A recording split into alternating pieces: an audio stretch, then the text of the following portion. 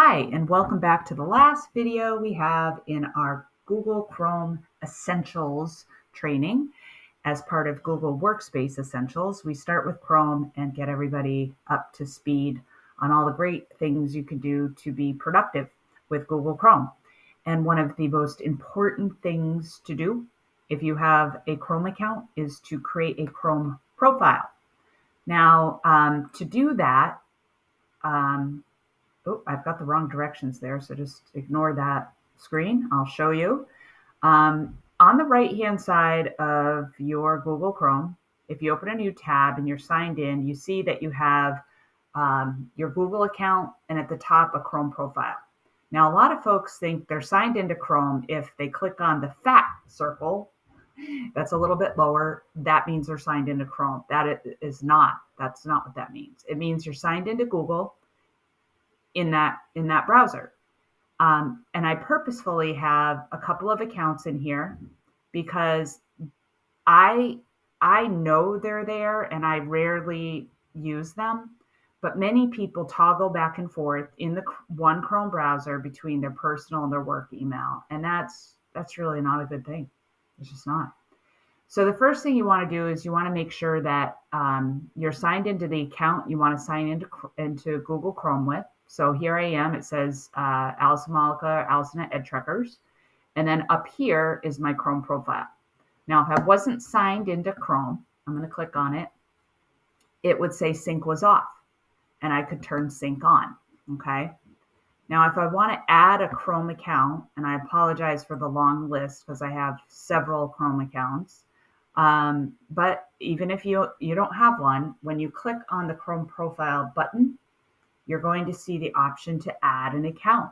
And this is where you would click on add, and you're going to sign in with this account. So if you weren't already signed in, this would be the first step, is creating that Chrome account for that work profile. Now, what's important to know is if I am signing into Chrome with this profile and I decide to sync, which you do want to do, it will sync all of these folders and all of these icons that I've created. And because this is for my work account, this is perfect. This is exactly what I want. So as the end result, you'll have a variety of accounts, maybe several, maybe only two. But if you were to click on a Chrome profile, I have Allison Malika Gmail. That's my personal account.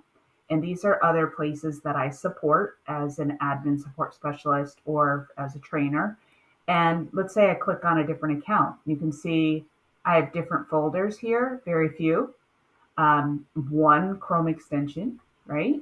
So I don't use this account a lot, but it's separate. It's not the same.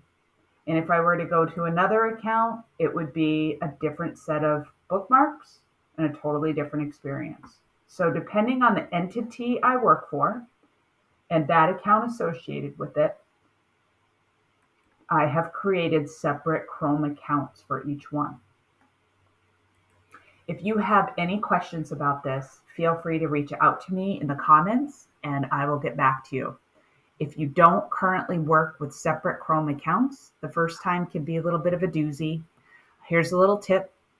Make sure have your profiles match. This is EdTrekkers. I open this up. It says I'm signed in to Chrome as Allison at EdTrekkers. And on my browser, on the big fat icon, it says I'm signed in to EdTrekkers.